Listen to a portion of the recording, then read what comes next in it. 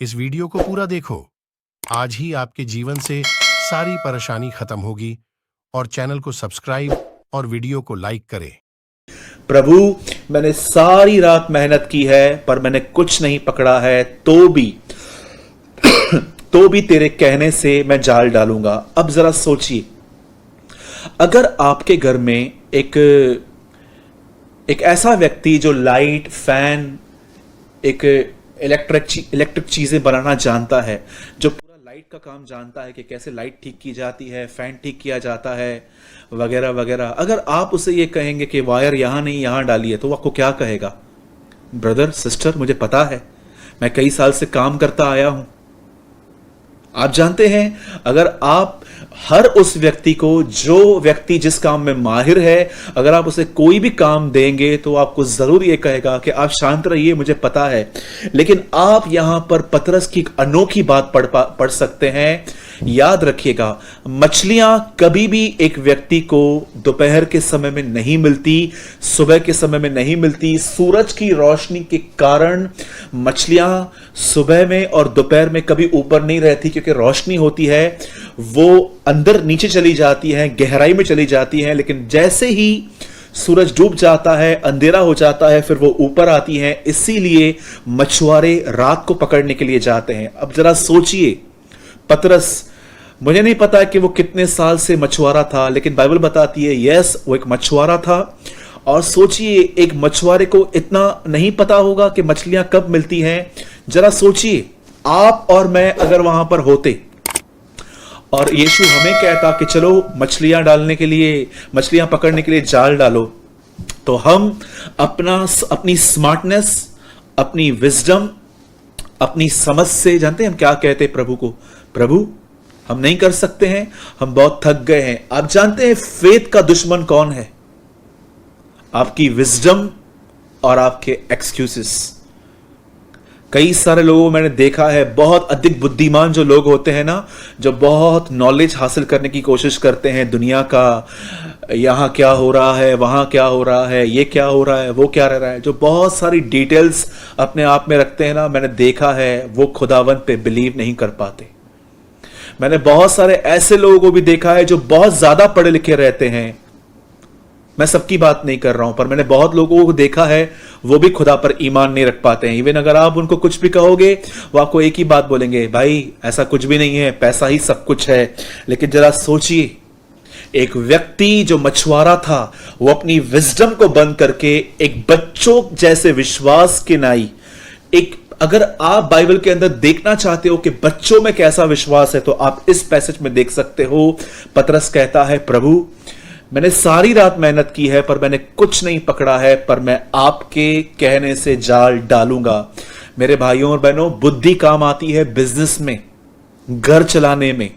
Bible बताती है, परमेश्वर एक जगह पे कहते हैं, बुद्धिमान स्त्री घर को बनाती है। बुद्धि काम आती है संबंधों को मेंटेन करने के लिए, कि आपको पता है कि इसको ये बात बुरी लगती है, आप चुप रहते हो। आपको पता है कि ये आदमी का मूड ऑफ है, विजडम आपको टीच करती है कि लोगों से कैसे बात करनी है। लेकिन जब आप खुदा के सामने जाते हो, वहां पर विजडम काम नहीं करती, वहां फेथ काम करता है। जो कोई परमेश्वर के पास आता है, उसे विश्वास करना चाहिए कि वह है। विश्वास को विश्वास की जगह पे रखिए, बुद्धि को बुद्धि की जगह पे रखिए, एटीट्यूड को अपनी जगह पे रखिए। मेरे भाइयों और बहनों, पतरस ने अपना दिमाग चलाना बंद किया और उसने चुपचाप से वो बोट को ले गया। पहली चीज मैंने आपको बताई कि वहां पर भीड़ थी। दूसरी चीज मैंने आपको बताई कि वहां खाली नावें थी। और तीसरी चीज यहां पर मैं आपको बताना चाहता हूं, पतरस ने आज्ञा मानी और वो जैसे वहां पर ले गया, बाइबल ऐसा बताती है, इतनी मछलियां वहां पर मिल गई, इतनी मछलियां मिल गई कि लिखा है उनके जाल फट रहे थे। और उन्होंने अपने साथियों को संकेत किया, आओ हमारी मदद करो। मैं आपसे पूछना चाहता हूं, मैं जानता हूं इसका जिक्र बाइबल में नहीं है, लेकिन मैं बिलीव करता हूं कि हां, ये जरूर वहां पर हुआ होगा। आप जानते हैं, ये जो मछलियां थी, जो उस समय जब दिन था, जब सूरज की रोशनी थी, तब ये मछलियां बहुत अंदर थी। मैं जानता हूं इसमें आपको हंसी आएगी, लेकिन मैं ये बिलीव करता हूं कि जानवर भी कभी कभी खुदावन को जान लेते हैं। आप जानते हैं पुराने नियम के अंदर एक गधे ने एक एंजल को देखा था, बिलाम उसके ऊपर था, वो आगे नहीं बढ़ रहा था। मैं बिलीव करता हूं अगर दानियल के सिंहों की मान में अगर शेरों ने उसको टच नहीं किया तो जरूर वहां कुछ हुआ था। अब मैं ये बिलीव करता हूं ये जो मछलियों का झुंड था ये समुद्र के एकदम नीचे था, और जब इन्होंने थोड़ा ऊपर देखा कि एक बोट आ रही है तब उन्होंने वहां पर यीशु को देखा। और मैं बिलीव करता हूं जैसे उन्होंने यीशु को देखा होगा वो पहचान गए होंगे ये तो वो है जिसने हमें बनाया है, हमारा उद्धार करता आया है। और सारी मछलियां उसे देखकर अपने आप को मारने के लिए तैयार हो गई। मैं तो बिलीव करता हूं कि वो झगड़ा करते होंगे आपस में कि पहले मैं मरने जाऊंगी, पहले मैं मरने जाऊंगी, और वो सारे जाल में अपने उद्धारकर्ता के लिए बलिदान होने के लिए भी तैयार हो गई। मेरे भाइयों और बहनों, कितने दुख की बात है, जानवर खुदा को पहचान रहे हैं। आप जानते हैं मैं आपको एक अद्भुत वचन दिखा रहा हूं जो आपके स्क्रीन पे इस समय आ रहा है। देखिए जानवरों के लिए क्या लिखा है। यशाया का पहला अध्याय, आइजाया चैप्टर 1, और मैं एक वर्ड आपके लिए पढ़ रहा हूं 1:3, सॉरी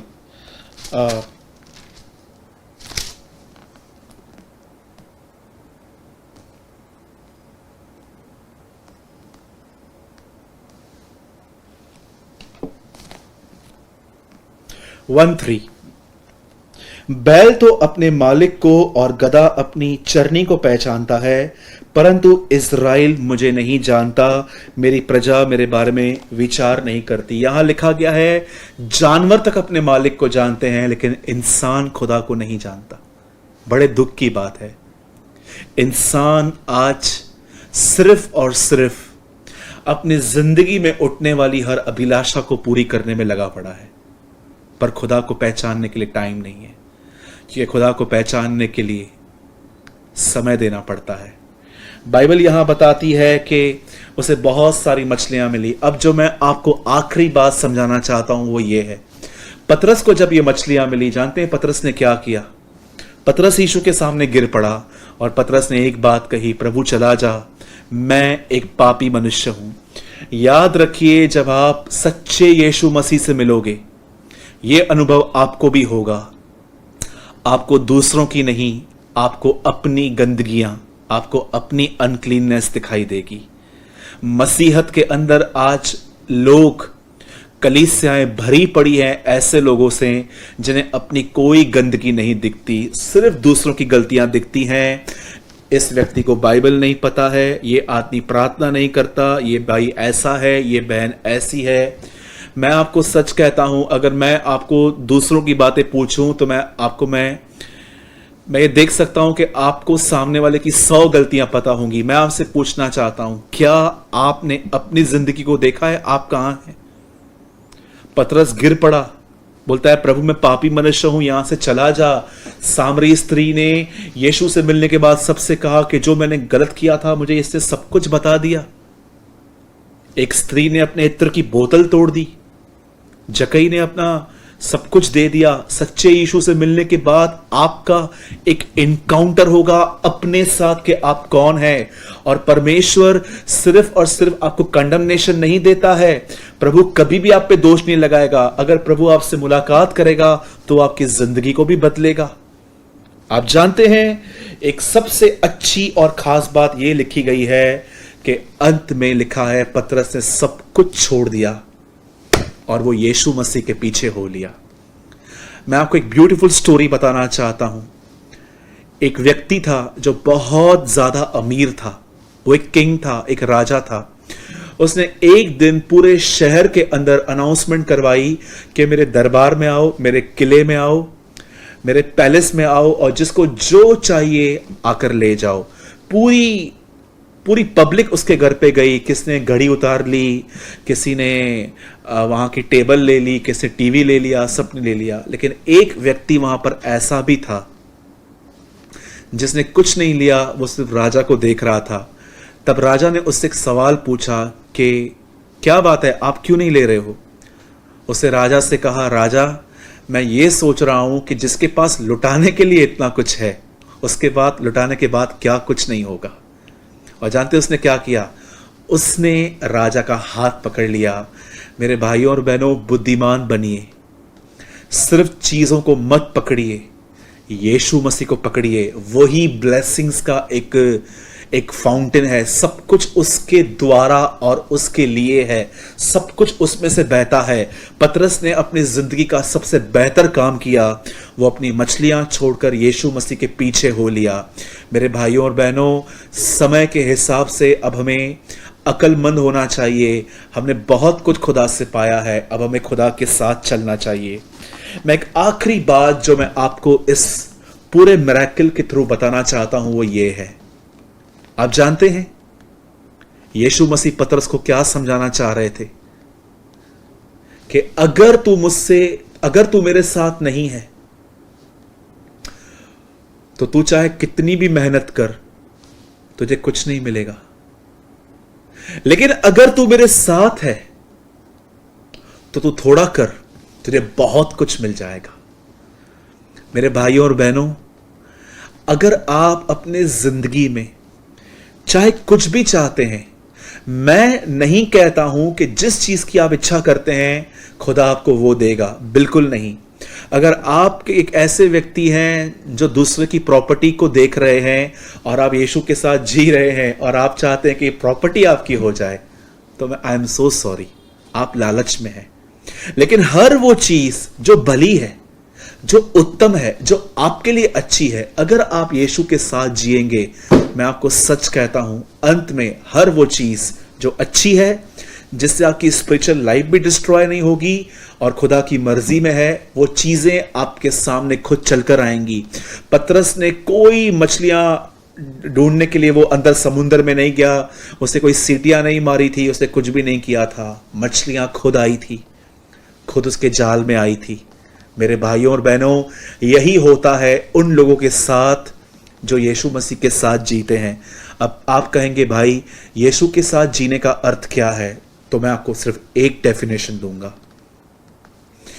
जब भी आप कुछ कर रहे हैं, एक छोटी सी दुआ करके करें कि प्रभु, अगर आप चाहते हैं कि मैं ये करूं तो आप मुझे शांति दीजिए, और अगर आपकी मर्जी में ये नहीं है तो मुझे रोकिए, मेरी अगुवाई कीजिए, और मैं आपको सच कहता हूं, खुदा आपको लीड करेगा।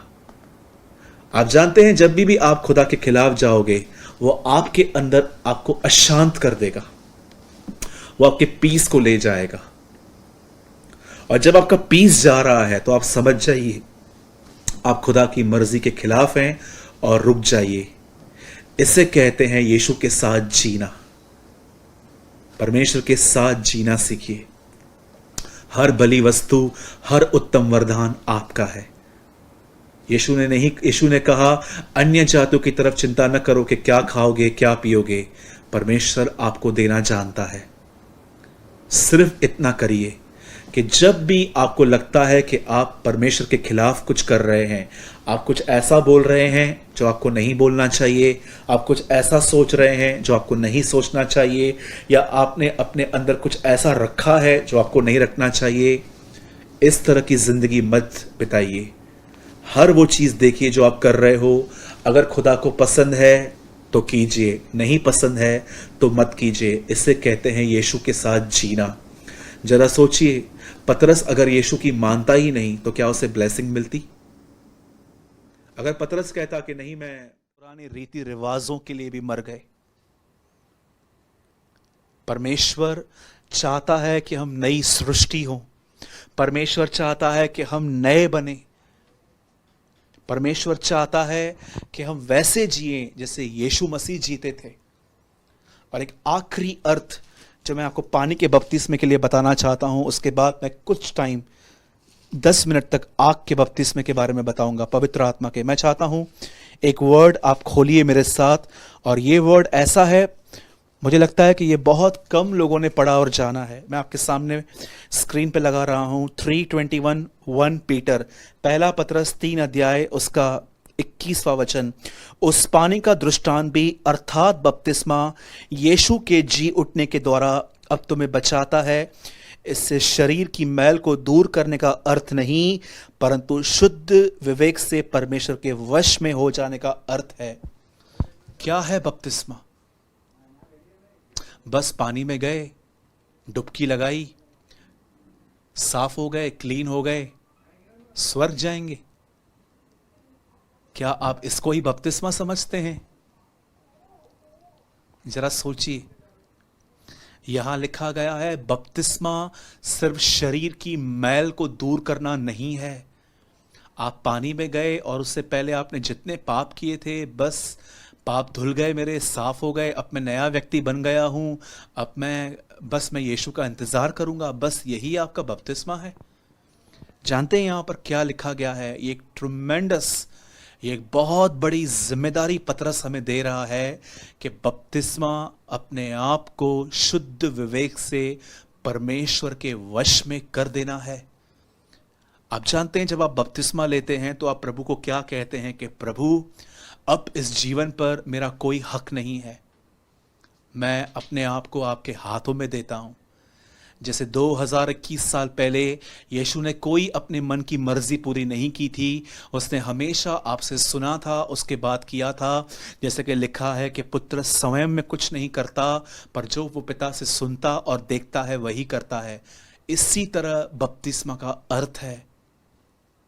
जरा सोचिए आप कैसी जिंदगी जी रहे हैं। यूथ को देखिए कैसी जिंदगी जी रहे हैं। वो सेल्फीज में बिजी हैं, चिट चैट में बिजी हैं, फोन पे बिजी हैं, कई सारे लोग निंदाएं करने में बिजी हैं, गॉसिप्स करने में बिजी हैं। क्या आपने बपतिस्मा का सही अर्थ समझा है?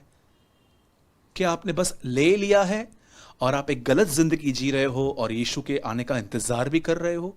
आप किससे मूर्ख बना रहे हो? बाइबल बताती है हम अपने फलों से पहचाने जाते हैं। अगर आपके पास फल ही नहीं है तो आप सिंसियर कैसे हुए?